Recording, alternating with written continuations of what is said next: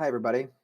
Um, Welcome to another episode of Translate Academia Live here on Wednesdays. Um, Sorry for being a few minutes late. I know that everybody was anxiously awaiting this recording. No, I'm doing this live, but probably people are watching it in the recording. I feel like there are just a lot of things that have been going through my mind that I've been thinking about a lot lately.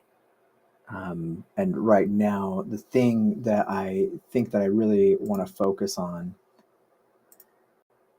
as I'm making sure that everything is going the way that I need to with my audio and visual, because I got everything kind of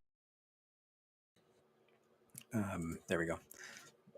But a lot of it has been about I'm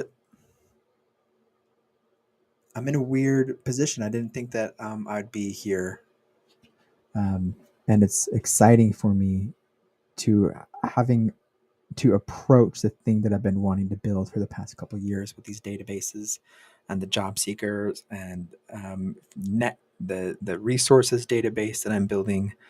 I'm building a job board with other clients, and it's really exciting to be able to build something and then also to have it be received so well. And so I'm really appreciative for those of you who are tuning in, who reach out to me on LinkedIn, on TikTok, on Facebook, on email.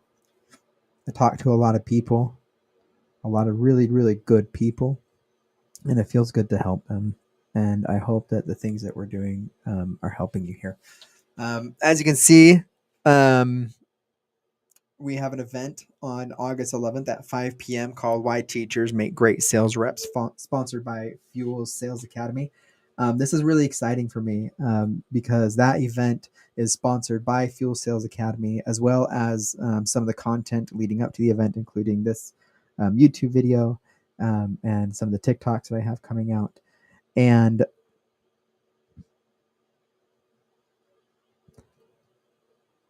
it's a milestone for me in that I someone found value in the things that I'm doing and said I would like to be a part of that. So much so that we'll give you money for it. And it was a really good feeling. It was a good conversation. It's like why people are, yeah, I don't know. That's just another conversation, I think. So thank you so much, Dan O'Reilly. He's going to be joining me on August 11th, and Fuel Sales Academy for sponsoring some of the content and this event. I think that a lot of people are going to learn a lot of cool things about sales, and it's not what you think it is. Okay, so if you are listening or tuning in on any of those old channels or whatever, feel free to say hi. Today, I'm going to focus on an aspect of the LinkedIn profiles that I have not done a whole lot before, because I was creating the TikTok LinkedIn profile review database. Like all these things that I'm doing, I realize they're not easy to search. And so I'm putting it into a database that is easy to search so that you can use these things in a better, cooler, more fun way. And so today I'm going to talk about something that I haven't talked about as much consistently. And that is the kind of activity that you should be posting about and doing things on LinkedIn. And we have someone from LinkedIn saying, hello, I'm just so happy that you're here. Please connect with me. Okay. So thank you. All of these people who I am in, or whose profiles I am looking at today, all came from my job seeker database. And so if you see someone that you like, they are likely available or approachable for some new cool work. Here's my premise before we go into this, okay, is that oh, Jennifer, and pronounced. Oh, that's cool. Pronouncing with emojis. Be sad. Oh, it's very, very clever. I love that. Okay, so when you create content, do not create content for likes or comments or engagement or anything. That's not why you're creating content. If you're looking for a job, that's not why you're creating content. You're creating content in order to get in front of recruiters. Okay. So everything that you write should answer a single question as posed from a recruiter. Why should we hire you for this job? And when I say this job, you need to understand that you need to put in a very specific job in there. All right. So why should we hire you as a UX designer? Respond. How would you do that? Okay. The formula, I believe, in order to answer that effectively, is to take something from your past experience, combine it with something new that you're learning, and then talking about something where you're exciting and where you're going to go. And you're talking about things intentionally. Okay. You're not just talking about random things. You're using keywords. Like if you're going into UX, you're using words associated with UX design or research or whatever. Why? You are feeding the algorithms data and the algorithms put you in front of the right people. Okay. Also, if you approach it this way of every question or every post that you make is a response to why should we hire you? When you get asked that question, why should we hire you? You will have a bank of pre-existing answers that you've already rehearsed that you can then tap. Okay. So today, rather than looking at some of the people's like, hey, this would be a thing to improve, this would be a thing to improve, I went through and I tried to find some people who are doing some really cool things with their LinkedIn profiles. And I would like you to please go ahead and reach out to each of these individuals. Afterwards, I will tag them on a post and make sure that everybody's listening in. All right. Okay. Here we go. This one is for Christopher. Let me zoom in a wee bit. Not that wee bit. Much, a little much. Okay. So this one is for Christopher Rangel. Thank you so much for letting me use your profile. Just a quick note, make sure you do get something a little bit more compelling than your grayscale background. Sorry, there are some things you just can't help but see. And right here, we see that you are a UX designer with a deep education background. Here's what I need you to fundamentally understand. Your LinkedIn profile is a thesis statement. You should hire me as a UX designer because, okay, everything that you do on your profile is evidence to support that. The things that you do are sending a message. Is it a message that you want sent? When I land on your profile and you're telling me that you're a UX designer, and then as a user, I'm just seeing a blank screen, that's not bad. What a lost opportunity, right? So let's go down here and see what Christopher's doing well. So right here, we see immediately in this first, we have a featured post. It says, it's been months since posting, but I've been upskilling quietly in the background. This is exactly what someone like me who's trying to connect people to jobs wants to see when I'm looking at someone's profile. Active engagement with upskilling. Even using the keyword upskilling. That's awesome. It makes me want to click. Okay, and so I click into it. And then I can go through and I read it and I understand that there are some things that are going there. Hi, I'm an educator turned UX designer looking for roles and opportunities, right? And then we can go in and we can look at his profile. And now that I have this narrative, it makes me want to click. Okay, so let's go and let's look at this. It's been about a month old. Okay, so let's see what other recent activity is going on with Chris. One of the reasons that I was late is because my coffee is so hot, and I hope that it gets cooled down as I put it out to my lips. It was still pretty hot. Okay. But it's good. I like coffee. Okay, so right here, so it says posted 4 days ago. It says, hi everyone, I'm a freelance UX designer that experience in K-12 education. I'm looking to make a full-time move to user experience. This is also a wonderful way to frame what you're doing. Okay, to frame your narrative. Right? Not only saying I'm upskilling, but saying I'm a freelance UX designer. Like I am in a temporary position. I acknowledge that. And I'm currently working and building that as evidenced by the portfolio that you can see up here, right? And I'm looking to make a move to full time. It's less I'm a teacher that needs to make a move, and it's no, I'm a freelancer looking for steady work. There's a subtle difference in the tone, okay?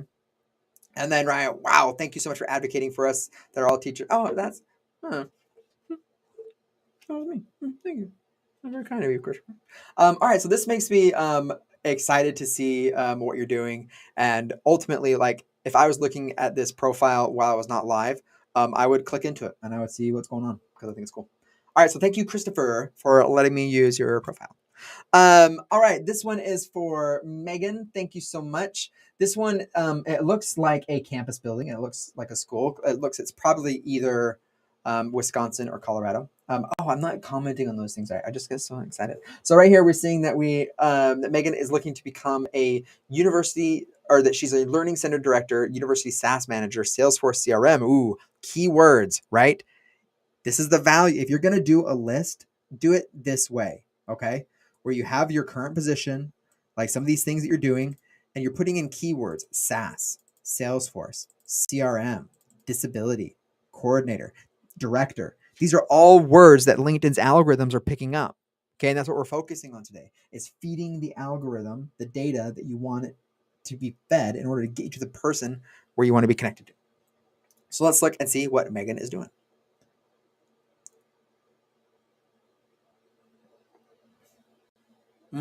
This is good. The coffee and the profile. Okay, so right here it says activity, and this is from 5 days ago, a reshared post. And I want to look at the difference between these two reshared posts because we have one right here and then we have one right here at the bottom. This one right here, I'm going to click into show all activity and then go into posts because that makes things more concise. So right here, this is I love this example of what you've done. You've reshared another person's content, but you didn't just reshare that person's content. You added something to it. Okay. You acknowledge that you're making the right connection. You're commenting on something that is intentional, and you are adding your own perspective to it. On the other hand, when I come down here and I look at this reshared post, I mean, this is good. This is interesting. I have no context for why you care. Why did you share it? Are you sharing this because, like, oh my gosh, this is BS? I don't believe in this thing about leaders? Or is it something that you support? Like, it's too ambiguous. It's not necessarily bad to do this. What a lost opportunity, though. Okay. So let's keep scrolling down. See, and we have this is again right here. So excited for Heaven in this opportunity. She starts USW. So promoting other people. This is a great way. If you're not sure what to do, and and if you're in the process of finding your own voice on LinkedIn, you're not sure what kind of content to be creating. Share other people's content. Promote other people. Be kind. Pay it forward. Find something that is interesting and use that as evidence to show that you know how to engage with people. Because guess what? A recruiter is not going to type into the search bar people person. They will look for evidence to support whether or not you are a people person by what you do on the platform. Okay? So, well done, Megan. This one right here is for David. Thank you so much, from Helena, Alabama.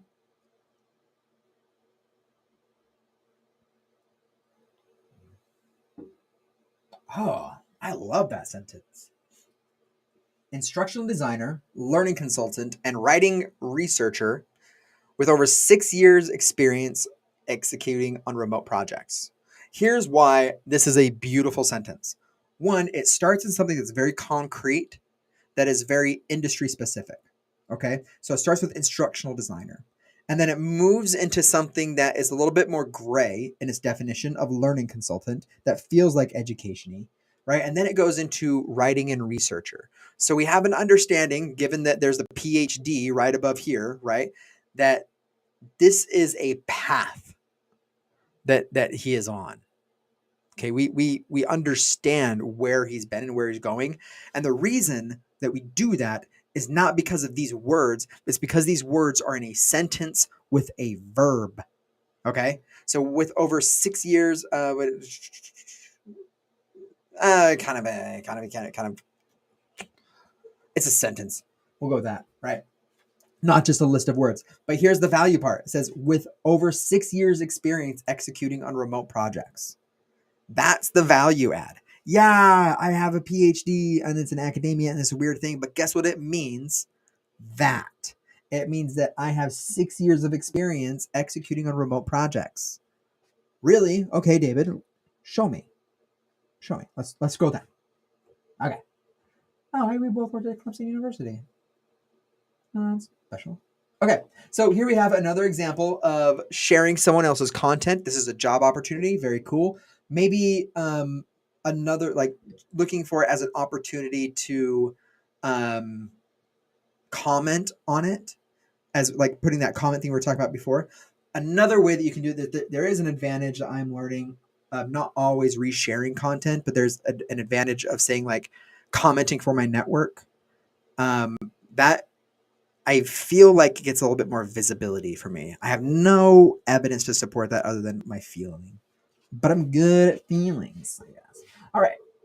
And then my professional story for the last 7 years or so, part 2 of 3. Thanks for reading. Please comment for reach as I continue my job search. # leaving academia. Why I built tables as an English. Okay. I'm conflicted, but here's why it's a good thing. Okay.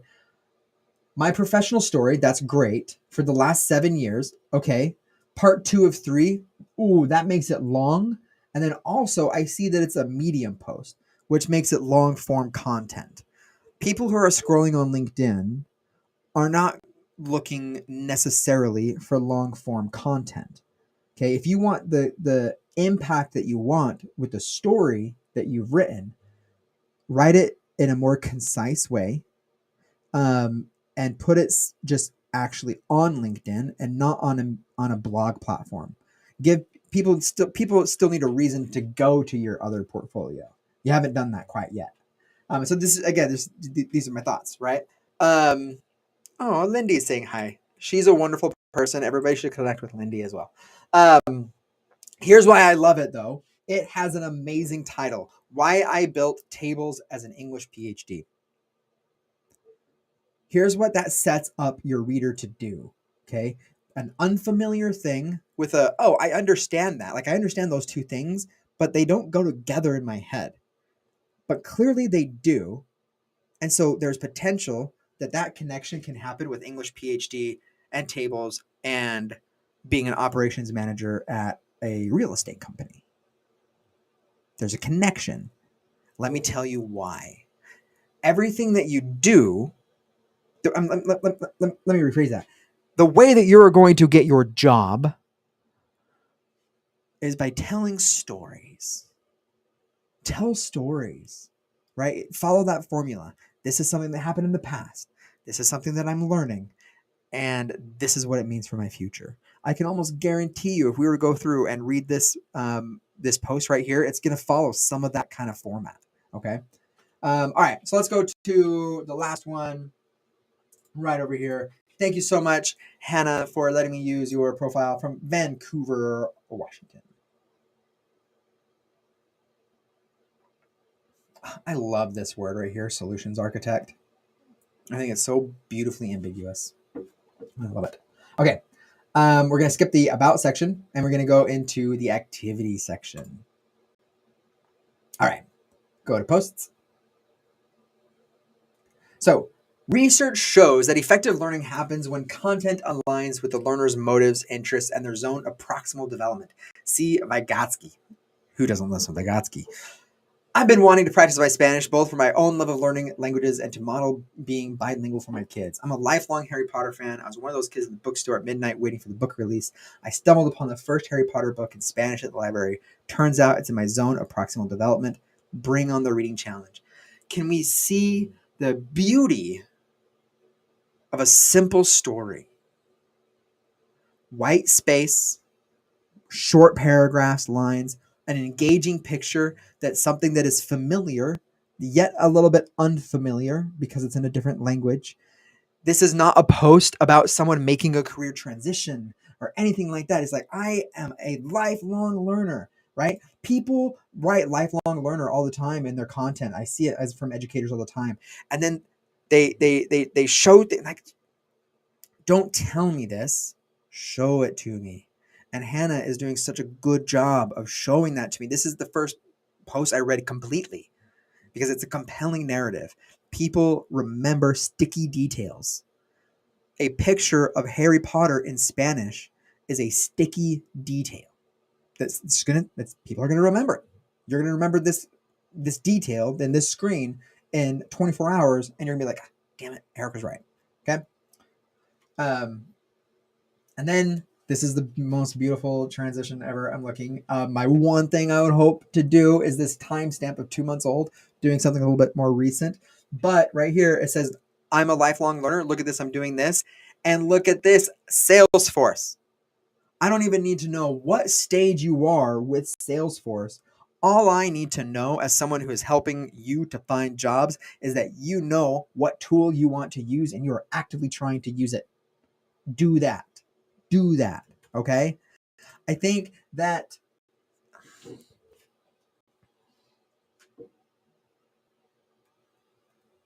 here's the thing. I have currently 498 people in my database.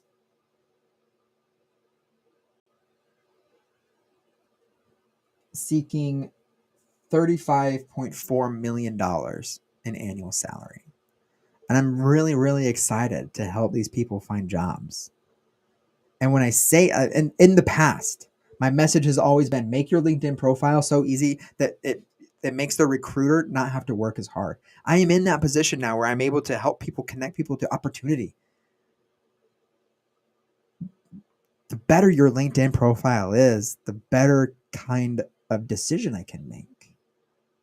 And as soon as you own that your value is something that is different, not invaluable, just different, that it just needs to be communicated, and that the way to communicate that is through a story.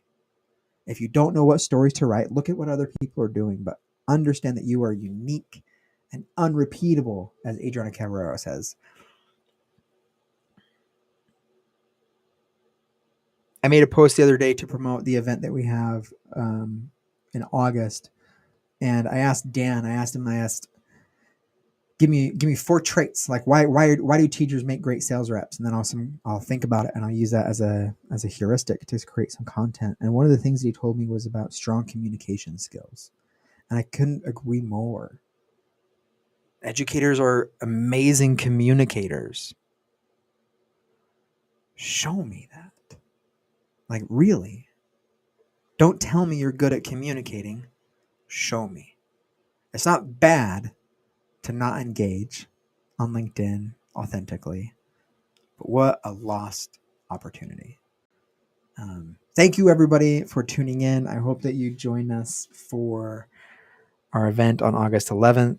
I have a lot of content. If you are not part of the referral database, or I'm sorry, of the job seeker database, please join it. I've also started an initiative that if you recommend your friends to the job seeker database, then and they get a job, I help them find a job, I'll pay you $100 for saying thank you for referring that person to my database.